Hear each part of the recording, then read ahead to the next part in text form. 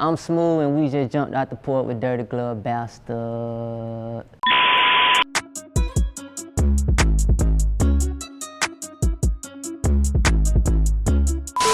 All right, today we got Smooo jumping off the porch with us today. For sure, man. How you feeling today, gang? Man, I'm feeling good, feeling blessed. Got my friend cut, got my woman over there, got my baby over there. Shit, I'm feeling good. For sure, man. It's a pleasure to have you on the porch with us today. Hell yeah. So tell me, what you out here working on in Atlanta? To be honest, I just came for the interview. That really it. So For sure. I said, shit, I really ain't know how it was gonna be set up, but I wasn't really surprised when I got here, cause a lot of shit in Atlanta kind of like this. Like, you get here, you be like, damn, this where y'all be doing this shit at? Like, you thinking like these folk got this shit dressed up. It is not like that. So, but it's still also a way to kind of let you know that you can do it with anything. Like, basically just use what you got here to get where you trying to go. Yeah. So I respect it though, I appreciate it. So how would you compare Atlanta to back home to Milledgeville, Georgia? Shit. I'm gonna start off with the way I perceive it. In Milledgeville, see, that more home base, she need to get out. Okay, cause she be going in. But in Milledgeville, I kinda look at that shit like home, so it's more comfortable. But when I'm in Atlanta, as soon as I touch down in this motherfucker, it's like this. I don't give a damn, like I'm staying aware, you know what I'm saying? It really ain't how I be wanna feel. So I much prefer being in Milledgeville versus Atlanta. That's real. Mm-hmm. So how would you describe your childhood coming up? Shit, full of sports. Basketball, football, baseball, getting good grades, that really me. So sports and getting good grades. So when would you say you jumped off the porch?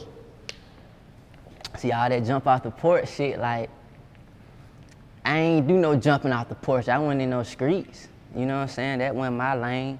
But I knew guys who was, like I know personal good dudes who was, so I was always hip to what's going on. But at the same time, I remember like when I was in school, I was in like the ACE program. So that was like the gifted program, you know, all the smart kids go over there. But I wanted to be over there with all the other ones. Fuck that, I wanna have some fun. Fuck the bullshit, I wanna have fun. Yeah. You know what I mean? I wanna kick it, man. I wanna laugh, I wanna joke. I don't wanna be like always studious every single time. I don't wanna do that shit. And it's crazy because who I am as a person is kinda the fact that I grew up in that area, I grew up in the hood, but I ain't never jump out the porch, you know what I'm saying? So I'm always like kind of looking at it where I'm blessed to say I can look at things from the left and the right. I can look at things from the street side and the smart side because I done seen it both. So it was cool though, man. I enjoyed it though. I enjoyed it, bro. That's real, man. Yeah, yeah. So what would you say is the biggest life lesson you learned so far? That's another thing. Like, I be watching a lot of interviews and I hear people say biggest life lesson, biggest advice. See, there we go comparing advice. I feel like you really can't compare no knowledge. Like, everything somebody teach you, everything you learn is good stuff. Like, you can't say that's better or that's best. So, really, man. But I do prioritize on being honest with myself and being honest with everybody else. So that's one thing I can say. That's real. So what would you say is the biggest obstacle you had to overcome so far in your life? That's another thing. I just give you an obstacle. So I had a car crash. That's something I had to get over. And that shit take a toll on your mental, bruh. More than your physical, for real, cause you like, damn, when you get back out there, you get to shaking and shit when you grab the wheel, cause you scared to even press the gas again. So that was a big one though. That was a big one. So when would you say you started making beats, man? How did you get into production? Probably about 3 years ago. Yeah. That's it. Nah, man, that ain't just, you just like, got into it. How did you get into it, man? You ain't just wake up and be good at beats making. What made you say, you know what, I want to get that try? I don't even know for real, cause it like, when I was young, I always said if I was to get into the music business, I'd be producing, I'd make beats. But I never made no beats. My daddy used to do music, so I guess that's where the inspiration came from, but I never jumped in the booth. You never seen me as a child trying to go over there and grab his microphone and shit. I wasn't doing that, you know what I'm saying? So I never really was, I don't know, man. I don't remember what made me say, I want to do this shit. But I remember grabbing that shit, and I remember clicking all them damn sounds. I remember that shit. That's real. Hell yeah. So what motivated you to start?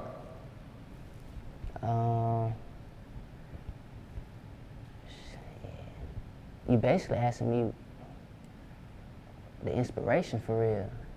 Shit, life. It wasn't really, I don't remember saying, I'm making a decision like, okay, I want to do this. Or something happening to where I lose my job and I'm left out on nothing. And I just like, okay, let me go grab a laptop and make beats. It wasn't like that, so I don't remember, man. Who would you list as some of your musical influences? Anthony Hamilton, Young Thug, shit, everybody, ESTG, Future, goddamn Pee Wee Longway, Weezy out of here. Weezy out of here, all that shit, like, who else? Zaytoven, you know what I'm saying? We can go to the producer side. Shit, everybody for real. I take inspiration from everybody, man. Everybody. That's real, man. So when would you say you decided to take it serious? Hey, what'd you say, Weezy? Say it one more time. You got Weezy out of here. Like, I kill that shit every time. I know how to do the other ones, but I ain't gonna carry on. Yeah. Come on, dog. I ain't gonna do that. Nah. You on the porch, bro? Come on, let me hear some of it, bro. That shit hard. I gotta keep going. Just like the tag. But see, you asking me to do it. That's how it be. Like, okay, like when I'm like as a hobby, like I walk around the house singing a lot, right? Yeah. But the moment this woman over here tell me to sing it again, I stop because it's like, damn, eyes on me. Now I gotta kill this shit. But if I do it naturally, just enjoy it when I do it. That's how I really kind of put it. Sure. So I'm gonna hit some more shit. Just keep me going, get me comfortable. I ain't really got damn, I ain't there yet, but you know, we gonna get you popping it for sure, my dog. So when would you say you decided to take it serious? Okay, so the whole serious shit, right? The moment I realized that, damn, I'm the only one bopping to this shit. Yeah. Nobody else is listening. They you know, she support me. My mama, everybody, like, you know, people who I used to cut hair too, so my clients used to listen to my beats. They, yeah, man, that shit hard. You know what I'm saying? Someone don't be listening, they looking at their phones and shit, that's cool. But the moment I realized, damn, bro, ain't nobody really fucking with this shit. I need to make some money. So I started what I call industrializing myself, where I basically look at what's going, what's selling. Fuck what I like, what do they like, and what I like. It still start with me, but I gotta figure out how the fuck to make money. So that's when I said I'm finna take this shit serious. For shit show. Mm-hmm. So how did you get your producer name? They called me that in high school, Smooo. I used to rap, do music too, sing, that's my little shit, like harmonizing. Okay, so I started out making beats. And then I said, damn, ain't nobody jumping on this shit. Don't nobody like it, but I like it. So I started making my music, recording, going to the studio, doing that shit. Then I started realizing, damn, ain't nobody fucking with that, but it's taking a lot of my time away. So then I started saying, shit, how the fuck can I get in the door? And I knew I could make beats like that. So I said, fuck it, I'm gonna make beats. And that's what I did. So how would you describe or explain your creative process? Shit. Okay. So it's two ways I approach this. I either come at it with an idea or I come at it fresh. If I come at it with an idea, I've been and recorded that shit on my phone. Yeah, happy as hell, turned up, I'm in my mode, but that comes from getting outside the house, going to do shit, being at work on your 9 to 5. That's one way.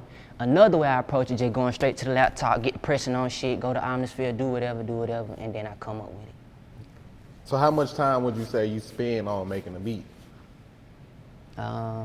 It varies. I just made some shit for 10 minutes last night. Yeah. I got on the phone, did my little shit, my little freestyle on the phone. Yeah. You know, sound like Drake and shit. I can do that Drake shit quick. I got some shit for Drake, Too Thug.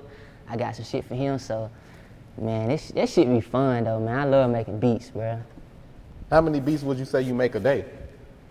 I don't know. Shit, whenever I want to make a beat. So if you just want to hear a number, in a month I make 15 beats. 15 beats.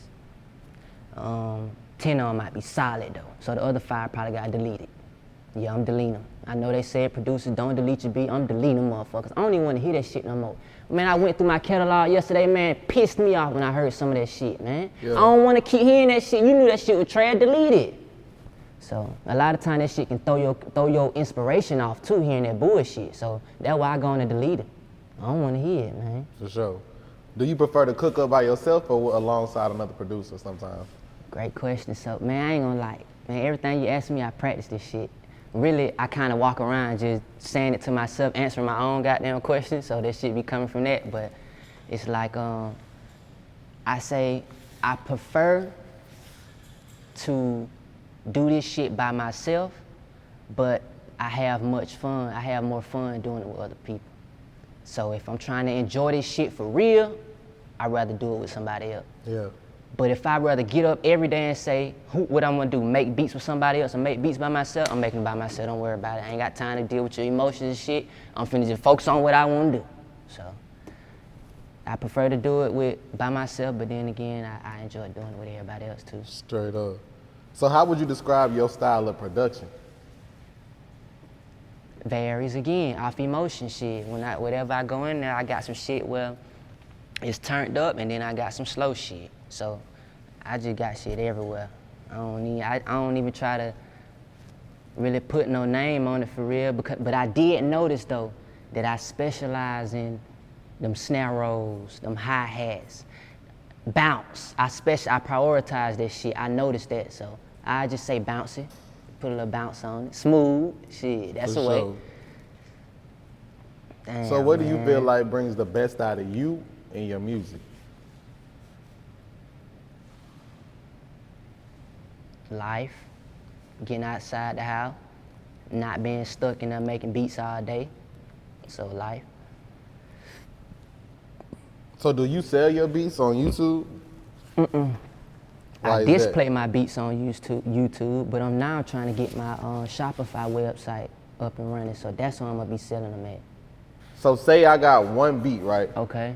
And I decide to name it a Young Thug type beat and upload it on YouTube. Okay. So what would you say is the difference between that same beat being named something completely different, like Joyride? Okay. You know what I'm saying? Okay, what's the difference? But it's the same beat. Okay. What do you feel like the chances of the beat that's named Joyride placing versus the beat that says Young Thug type beat?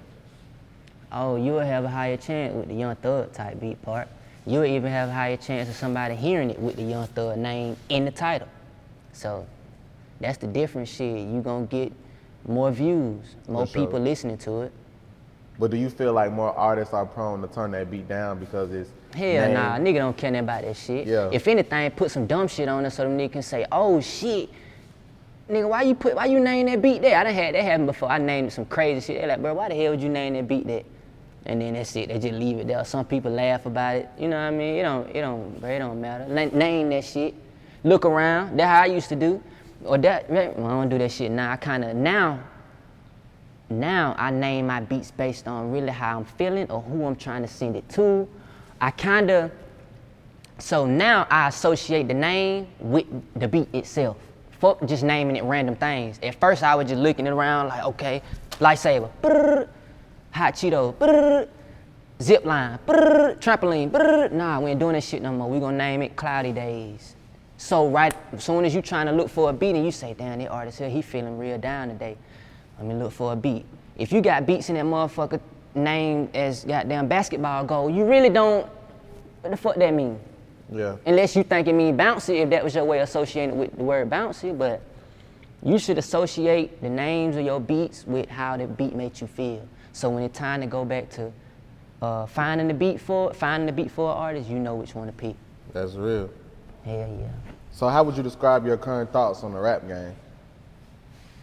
Man, beautiful. I ain't gonna lie, I have my days where I be like, damn, this shit is a blessing to be able to hear the thoughts and the views of other people from different areas. That's really what it is. It's like a goddamn way to see, like, how y'all living over there? Let me hear the music. That's how you know. That's how I really kind of look at it. Like, it's a tool, man. It's a blessing for real. Straight up. So what would you say is the biggest sacrifice you had to make? Once again, we go back to the biggest thing. So I'm gonna give you a sacrifice. every day I get up, I ask myself, do you want to play or you want to stay? What you gonna do, man? Take this shit serious. So that's a sacrifice within itself, because you really want to get up and go do some bullshit. But you got to tell yourself, all right, enough of the time for the bullshit. Let's really focus. So that's a sacrifice. Just putting aside that bullshit, man. Straight up. How would you describe the music scene back at home in Milledgeville? So I don't know too much about that shit. From what I do know though, man, we need to goddamn find a way to make this shit sound like what's going on today. Now, it's important to be you, but goddamn, this shit just don't need to sound like Milledgeville. The reason why this Atlanta shit going, because it's like, that's just the way now, they got the light. You see what I'm saying? Everybody wanna talk like that. Nigga don't wanna talk like a nigga in Milledgeville, so it's kinda hard to hear that shit when you hearing it on them beats. And then you play that shit next to Drake now and Thug. We don't wanna hear that shit, man. Turn that shit off. So we gotta work on goddamn making it to where it sounds like what's going on. We're trying to make some money, man. We ain't trying to stay in Milledgeville. Straight up. Why do you think people overlook the talent that comes out of Milledgeville? Shit, in Milledgeville though, like, you ain't even looking over there. It ain't no overlook. You ain't even looking. Shit, I'm not even looking. Shit, Milledgeville over there. I'm right here. Overlooking is when you goddamn gotta step over this shit, or you see it. They don't even see Milledgeville though. So that's it. They don't even see this shit. Straight up. So what placements do you have currently? Shit, one with my daddy. Damn, bruh. One with my daddy, man. That's crazy. That's crazy. I just thought about that shit. Like, it really hit me about 3 months ago. I was like, I ain't got no placements. I was finna update my bio. I was finna put, you know how they put the credits? I was finna put none for mine. You know what I'm saying? Just to let motherfucker know I ain't got shit. But I thought about it, nigga, you do got a song with your daddy. He did put it out. So I got one with my daddy. That's real. So who are some of the artists you want to see yourself working with? Man, I thought about running a list. I wish I did though, but we gonna go. ESTG, Young Thug, Pooh Shiesty, Kodak. Goddamn, who we got? Come on, baby, Drake.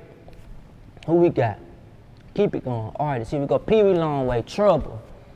Come on, who else we got? Future. Come on. Reek Fontaine. Ant Glizzy. I just checked his shit out. And see, I'm finna go into a whole nother subject. Just keep going. Go to a new question. So what else you working on, man? Shit, really just getting the website up. I'm trying to get the website up. Just a way to make my shit more professional. We ain't trying to look broke and shit, man. We not, like, I'm trying to, like, really get some money. Like, I'm tired of that shit. I'm tired of struggling. Tired of it. So I've been working on my website, trying to make it more professional. Any last words and shout outs? Man, shout out to everybody. You know, thank you. Sure, that's it, man. Thank God. That's it. For sure, gang. Appreciate you having me today on the porch, Smooo. For sure. Gang.